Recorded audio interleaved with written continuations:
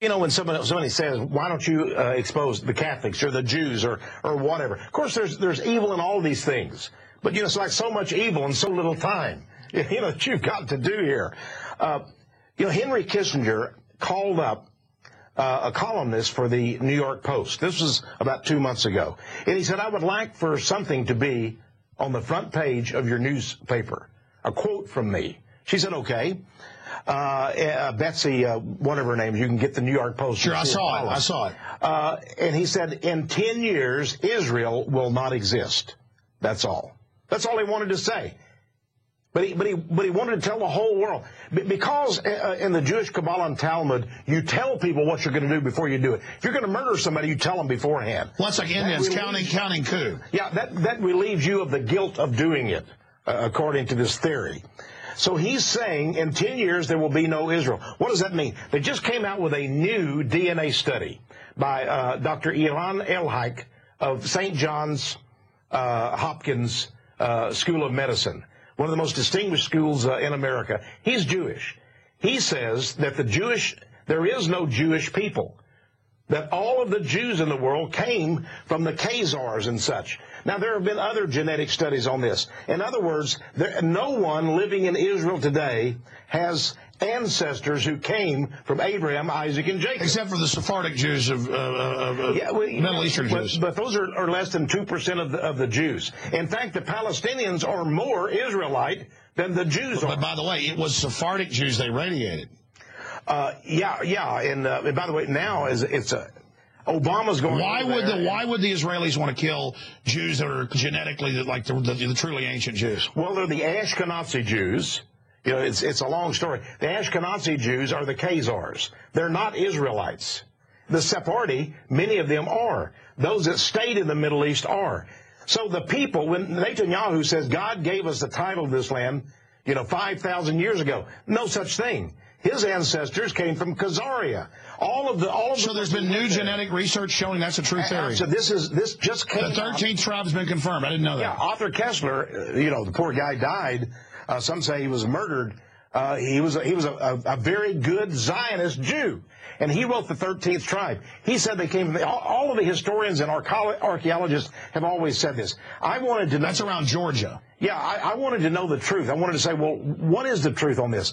Well, now we have DNA evidence that says the Jews are converts. They're pagans who converted to Judaism. They do not, their bloodlines do not go back to Abraham, Isaac, and Jacob. And not only that, but Dr. Elhaik, who is Jewish, who is a real fighter there, he says there's no doubt about it. It's science. So what happens? What do all the Christians do? I want to say this. Henry Kissinger knew of this study. He knows of this. I think well, no, it's really chic to hate Israel, and I see them building it up, Antichrist stuff. He claims to be and then kills them. this is crazy. Right. The elite. That's what I'm saying. It's more sophisticated. The elite have latched on to Israel as a tactic, as a strategy. Like I saw America's plunging in the polls. They have us do the dirty work, then they destroy us. Absolutely. Look, the Rothschilds and the others are Sabbatean Jews. They worship Satan. They don't worship the Bible. They have a serpent that they worship. I know this sounds fantastic. Of course it is. But that was because of that ancient area north of Georgia. That was the. Right, Kazakhstan, Georgia, all those areas in there. Those people migrated over to Europe. There were 3 million Polish people. Now, when Israel was formed, David Ben-Gurion, the first prime minister, was a Polish guy. Shimon Peres is Polish. That wasn't even their names. They changed their names to sound like they were Israelites. So we have a nation of imposters. But it would be wrong of us to hate these people. It would be wrong of us to not get the right idea here. The right idea is this. These people have been used. They have been used for foul purposes.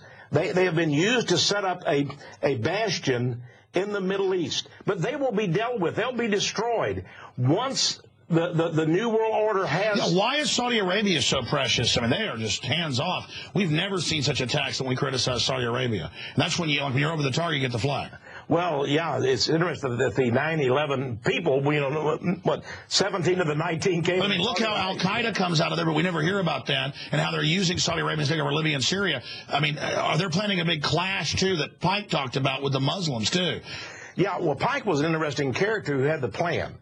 And he said basically the plan is that there will be a great clash between the Muslims, the Christians, with the Jews sort of sitting on the sideline, but they'll be destroyed too. So that atheism will be the true religion, and Lucifer will be the one we worship. And I think that's the key here. We have to understand these people do not worship the Old Testament. And I'm talking about the Illuminati elite. They don't worship the Old Testament. They don't believe in the Old Testament at all. They have the Kabbalah. I mean, when you see Madonna with her little red band, Bill Clinton has it. Britney Spears has a little red wristband. They're into the Kabbalah. They're not into the Old Testament. They're not into... That's mysticism picked up in Egypt, Babylon, and then the Khazars. It absolutely is. That's where it all comes from. And it's admittedly that. Admittedly. I mean, that's all Raiders of the Lost Ark. And that's what drives me crazy. We're informed. People say there's no Illuminati. It's in history books. And everything, and it's just so, I want everybody, no matter what, black child, Jewish child, German child, Chinese child, to not jump off suicide nets. I just want to fuse your text. I know that's what you want. Amazing. We'll have to have you back on a history lesson on that, because I find it fascinating. And the way I've described it is, I don't like any of the racist groups. I don't like the racist Jewish mafia that's attacking me all the time, the ADL. I don't like the Mexican mafia attacking me. I don't like the Muslim groups that say I'm horrible because I don't say kill all the Jews. I don't like, it's like I don't like Hitler. I don't like Stalin. I don't like the British royalty. I don't like Che Guevara. So often it's like, well, this group's bad, so you must like Che. Or America's corrupt, so, why isn't Hugo Chavez good? Yeah. Well, compared to a lot of dictators, he wasn't that bad, but he stole a lot of property and stuff from poor people. Even, it's just the real world. You got to have discernment. You got to have nuance. You got to have history. And I'm just coming in at 39 and being able to really start figuring things out.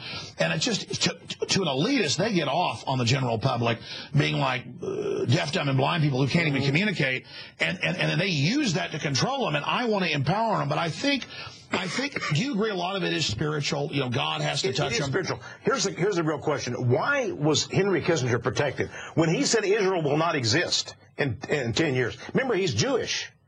Well, why was he not attacked by the press? How dare he say that? If Ahmadinejad say that, they say nuking. Oh, well, they would say, look, he's got a plan. He wants to kill us all. He wants to bring back the Holocaust. But Henry Kissinger said it. Nobody asked a thing. He just says it, and you're supposed to accept it. Well, I don't accept it. I want to know what